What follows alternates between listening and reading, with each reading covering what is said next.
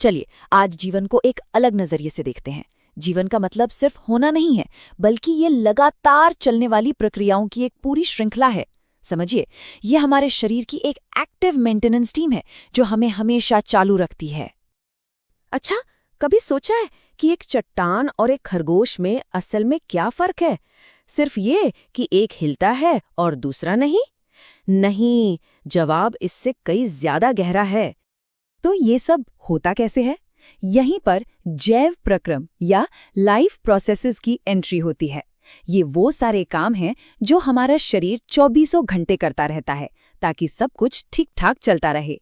ये एक तरह से शरीर की नॉन स्टॉप रिपेयर और मेंटेनेंस सर्विस है जो तब भी काम करती है जब हम गहरी नींद में होते हैं। तो इस बॉडी मशीन के मेन काम कौन-कौन से हैं? मोटे तौर पर इसे हम 4 हिस्सों में बांट सकते हैं। पहला, ईंधन भरना, जिसे हम पोषण कहते हैं। दूसरा, उस ईंधन को प्रोसेस करना यानी श्वसन। तीसरा, उसे हर हिस्से तक पहुंचाना यानी परिवहन। और आखिर में सफाई करना, जिसे उत्सर्जन कहते हैं। आज की चर्चा में हम इन 4 में से 2 बहुत जरूरी प्रक्रियाओं पर फोकस करेंगे, पोषण और उत्सर्जन। मतलब ये मशीन अपना ईंधन कैसे हासिल करती है और इस्तेमाल के बाद जो कचरा बनता है उससे कैसे निपटती है। तो ये जीवित मशीन आखिर है क्या? आइए इस आइडिया को थोड़ा और समझते हैं कि हमारा शरीर एक बहुत ही कॉम्प्लेक्स मशीन की तरह कैसे काम करता है।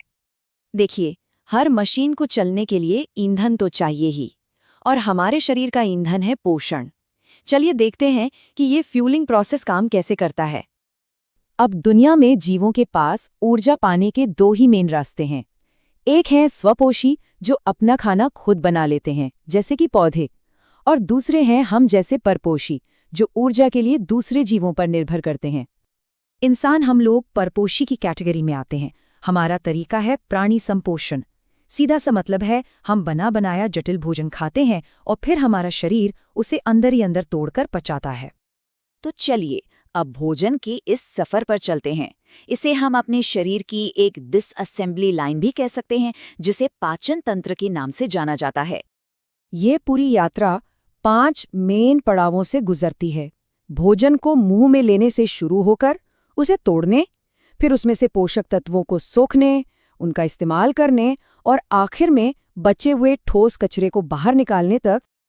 पहला स्टेशन मुंह। काम यहीं से शुरू हो जाता है। एक तरफ दांत भोजन को मैकेनिकली पीसते हैं, तो दूसरी तरफ लार में मौजूद एंजाइम्स जैसे एमिलेज स्टार्च को तोड़कर केमिकल डाइजेशन की शुरुआत कर देते हैं। अगला स्टॉप है आमाशय यानी पेट। सोचिए, ये एक मस्कुलर बैग है जिसमें एसिड भरा है।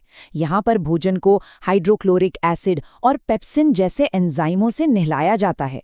इनका मुख्य निशाना प्रोटीन्स होते हैं। खाना यहाँ करीब 3 से 4 घंटे तक रहता है। और अब मेन स्टेशन, छोटी आंत। असली काम यहीं पर होता है। ये डाइजेशन का मेन सेंटर है। कार्बोहाइड्रेट, प्रोटीन, फैट, सबका पाचन यहीं पूरा होता है। और फिर इसकी दीवारों पर मौजूद लाखों छोटे छोटे विलाई के जरिए पोषक तत्वों को सोख लिया जाता है। ठीक है, मशीन में ईंधन तो भर गया, पर अब उस कचरे का क्या जो इस प्रक्रिया में बनता है? यहीं पर शरीर की क्लीन अप क्रू यानी उत्सर्जन तंत्र अपना काम शुरू करता है। तो होता यह है कि जब शरीर खाने को ऊर्जा में बदलता है तो अमोनिया जैसे जहरीले बाय प्रोडक्ट्स भी बनते हैं, और इन्हें शरीर के अंदर ऐसे ही नहीं छोड़ा जा सकता। ये बहुत खतरनाक हो सकते हैं। जीव 3 तरह का नाइट्रोजन वाला कचरा बनाते हैं। अमोनिया सबसे ज्यादा जहरीला होता है और उसे निकालने के लिए बहुत सारा पानी चाहिए। यूरिया बीच में आता है, न बहुत ज्यादा जहरीला न बहुत कम। और यूरिक एसिड सबसे कम जहरीला है, जिसे निकालने के लिए पानी भी बहुत कम लगता है। और यहीं पर एंट्री होती है हमारे शरीर के हीरो, लिवर की। ये जहरीले अमोनिया को पकड़कर उसे बहुत कम हानिकारक यूरिया में बदल देता है। इससे शरीर के लिए उस कचरे से छुटकारा पाना बहुत आसान और सुरक्षित हो जाता है। अब जब कचरा सुरक्षित फॉर्म में है तो उसे बाहर कैसे निकाला जाए? चलिए अब शरीर के मास्टर फिल्टर के अंदर झांकते हैं, हमारी किडनी यानी वृक्क। 180 लीटर। जी हाँ, हमारी किडनी हर दिन लगभग इतना लिक्विड फिल्टर करती हैं। ये एक हैरान कर देने वाला आंकड़ा है ना? लेकिन एक मिनट, अगर हमारी किडनीज 180 लीटर फिल्टर करती हैं, तो हम दिन में सिर्फ 1 या 2 लीटर यूरिन ही क्यों पास करते हैं? बाकी का सारा लिक्विड कहाँ चला जाता है? इसका जवाब एक बहुत ही शानदार 3 स्टेप प्रोसेस में छिपा है। पहले खून को फिल्टर किया जाता है, फिर आता है सबसे जरूरी कदम, पुनर्वशोषण। शरीर लगभग 99% पानी और दूसरी काम की चीजों को वापस सोख लेता है। आखिर में जो बचता है वही कचरा मूत्र बनकर बाहर निकलता है। तो आखिर में यूरिन में होता क्या है? इसमें करीब 95% तो पानी ही होता है। बाकी का थोड़ा हिस्सा यूरिया और दूसरे वेस्ट प्रोडक्ट्स का होता है। ये दिखाता है कि हमारा शरीर रीसाइक्लिंग में कितना माहिर है। और कमाल की बात यह है कि ये सब कुछ तब भी चलता रहता है जब हम सो रहे होते हैं।